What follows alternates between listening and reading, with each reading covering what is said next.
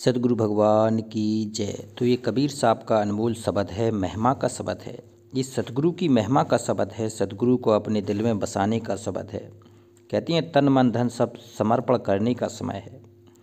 और इस शब्द के द्वारा कहती हैं अगर ये हृदय में आपके बैठ गया तो मोक्ष में देर नहीं है, सतलोक जाने में देर नहीं है। तो इसको समझते हैं कि सदगुरु ने हमें इस शब्द के माध्यम से क्या बताया है। कहते हैं हंसा शब्द परख जो आवे, हंसा शब्द परख जो आवे, ओकर आकाश चित तान पार को मूल शब्द तब पावे। देखो क्लियर हो गया कि हंसा शब्द परख जो आवे। जिस दिन हंस को, जिस दिन साधक को, भगत को ये समझ में आ जाएगा कि ये भगवान होता कौन है, सतगुरु होता कौन है। तो कबीर साहब कह रहे हैं कि सतगुरु शरीर में नहीं होता है, ये शब्द में होता है। और जिस दिन आपको ये परख में आ जाएगी कि सतगुरु शब्द है, सतगुरु शब्द रूपी भगवान है, तब कहते हैं तब वो भगत माना जाएगा। तो कहते हैं हंसा शब्द परख जो आवे, कर आकाश उचित तान पार को मूल शब्द तब पावे। ऐसे नहीं मिलेगा मूल शब्द, ऐसे नहीं मिलेगा सार शब्द। कहते हैं कर आकाश, आपकी जो प्रवृत्ति है वो ऊपर होना चाहिए, आकाश की तरफ। आकाश की तरफ जब आपकी प्रवृत्ति होगी, जब आप देखेंगे आकाश में ऊपर के हमें यहाँ से कितने लोग, कितने ऊपर जाना है। कहते हैं 16 शंख कोस दूर है हमारा। कबीर साहब ने एक साखी में लिखा है कि 7 सुरत के बाहरे और 16 शंख के पार, तहाँ समरथ का बैठ का हंसन करें आधार। तो वहाँ पर कर नैनो दीदार महल में बैठा है, वहाँ 16 शंख कोस के दूर पर कहती हैं भगवान बैठा है। तो उस भगवान के धाम चलना है। तो कबीर साहब कह रहे हैं आपका चित्त, आपकी सुरत, आपकी नृत्य कहाँ होनी चाहिए? अपने सदगुरु में होना चाहिए कि हमारा भगवान, हमारा परम पिता परमेश्वर ऊपर है, वहाँ जाना है हमें। कहते हैं अगर प्रवृत्ति अगर नहीं बदली, अगर आपका ध्यान ऊपर नहीं होगा तो फिर जा नहीं पाओगे। जहाँ आपका ध्यान होगा भगवान वहीं आपको ले जाएगा। तो कहते हैं कर आकाश चित तान पार को मूल शब्द तब पावे। तब वो सतगुरु आपको मूल शब्द देगा, सार शब्द देगा, भेद बताएगा, वहाँ जाने की विधि बताएगा, वहाँ जाने के मंत्र बताएगा, सतनाम देगा, अजप्पा जाप देगा, शब्द से श्रुत लगवाएगा। ये सारी चीज़ें आपकी सारे मंत्र सुषमना द्वार खोलेगा, मकर तार के सहारे आपको ऊपर ले जाएगा। तो ये सारी चीज़ें कहती हैं उसी को बताएगा जो इस पर खरा उतरेंगे।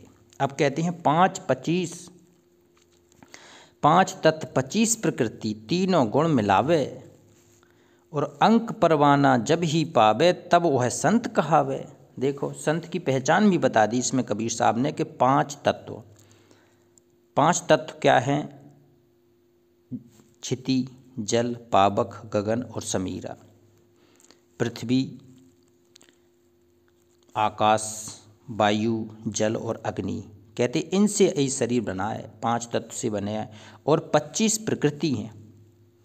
25 प्रकृति को बारे में भी सतगुरु ने बताया कि जब ये 5 तत्व और 25 प्रकृति मिल जाती हैं तो ये मनुष्य का ये शरीर पूरी तरह से काम करने लगता है। और उसमें तीनों गुण मिलावे, और फिर ये इसमें 3 गुण और मिला दो, सतगुण, रजगुण, तमगुण। तो ये पूरी तरह से ये उसकी कहते हैं शरीर और आत्मा मन, ये पूरी तरह से इसी लोक के प्रति वशीभूत हो जाता है। इसी लोक की प्रवृत्तियाँ उसको अपनी ओर खींचती हैं।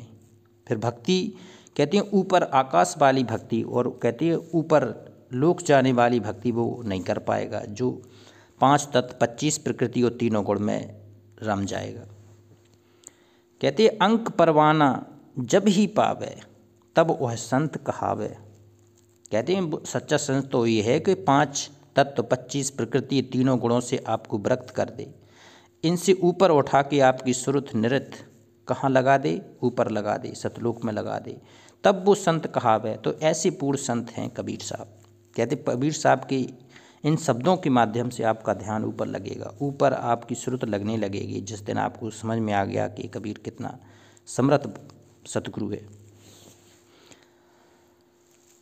अंक परवाना शब्द अतीत है, जो निस्दिन गोहरावे, और अंश बास है मलयाग्री परसत, सत्य सबे विधि पावे। कहते अंक परवाना, अंक होता है एक होता है प्रेम, एक होता है संख्या। तो अंक यहाँ प्रेम से शब्द है। अंक परवाना, जिसको अपने सतगुरु के प्रति प्रेम है, परवाना होता है मोहब्बत। जिसको सतगुरु से प्रेम है, शब्द अतीत है, जो निस्तिन को हरावे, कहते उसको वो निस्तिन शब्द के दर्शन होंगे, शब्द को पा पाएगा जिसका अपने सतगुरु से प्रेम है। और अंश वंश है मलयागिरी परसत, और सत्य सबे विधि पावे। कहते हैं जी अंश है ना जी सतगुरु का, वो उस वंश का है जो अविनाशी है। तो आपको मलयागिरी पर्वत के समान ऊंचाई पर ले जाने के लिए सतगुरु प्रकट होके शब्द रूप में प्रकट होके आते हैं। और सत्य सबे विधि पावे, कहते हैं उस सत्य की विधि के लिए सभी लोग खोज रहे हैं, लेकिन जिस सच्चा सतगुरु और सच्चा भगवान केवल उसी को मिलता है जो वास्तव में अंदर से तन मन धन से पूर्ण समर्पण है अपने गुरु के चरणों में, तब ये ज्ञान समझ में आ जाएगा। वैसे कहते हैं कबीर का मार्ग अटपट है, झटपट लखा ना जाए, और झटपट अगर समझ में आ जाए तो हर खटपट मिट जाए। आपको ये समझ में आ जाए कि हम यहाँ कहाँ रह रहे हो, कहाँ जाना है, कहाँ से आए थे, ये काल का जाल क्या है, तब ये समझ में आ जाएगा।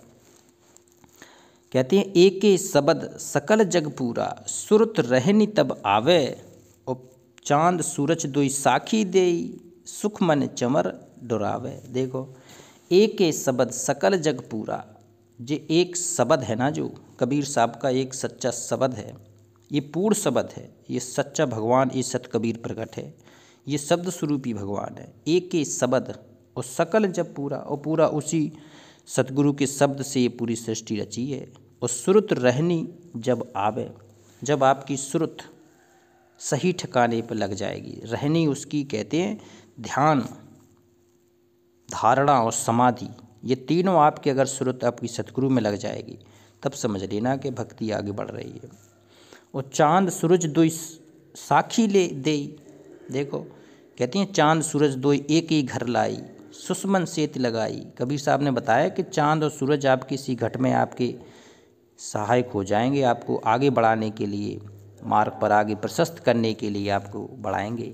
और सुषमन चमर ढुरावे, कहती जो सुषमना नाड़ी है, ये सतगुरु के मंत्र से ही खुलती है, अजप्पा जाप से ही खुलती है। और फिर वहाँ पहुँच जाओगे जहाँ हंसा करत चवर सुर भूपा, सत्य पुरुष दरबारा है, जहाँ सतगुरु सत्य पुरुष भगवान ऊपर बैठा है, वहाँ उस पर चवर ढुराएंगे हम लोग।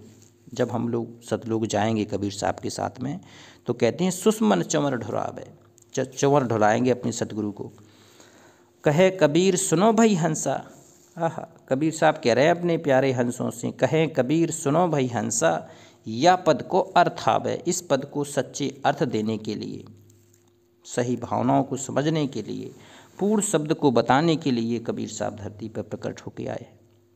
कहते कहें कबीर सुनो भाई साधु, प्यार से समझा रहे हैं सतगुरु कि वो पद अर्थ आवे। आपको अगर वो पद चाहिए तो उस पद की पद्धति से जुड़ना होगा, उस पद की पद्धति के मंत्र से जुड़ना होगा, तंत्र से जुड़ना होगा, यंत्र से जुड़ना होगा, विधि विधान से जुड़ना होगा, भक्ति करना होगा।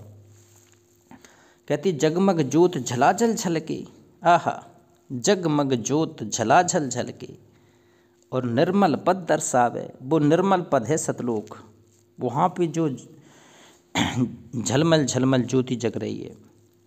असंख्य, कहते हैं असंख्य सूर्य और चंद्रमा एक साथ मिला दो ना, तब भी उस लोक की जो रोशनी है वो ज़्यादा है।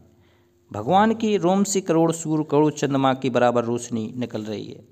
और जो वहाँ पर हम जो पार होके जाते हैं, तो कबीर साहब ने लिखा है कि 16 सूर्य बराबर तो वहाँ तेज पंच का भगवान शरीर देगा आपको, सारे ठाठ बाट देंगे प्रकाशमय लोक में। तो वहाँ चलना है, वहाँ चलने की विधि ये सतगुरु कबीर साहब के पास है।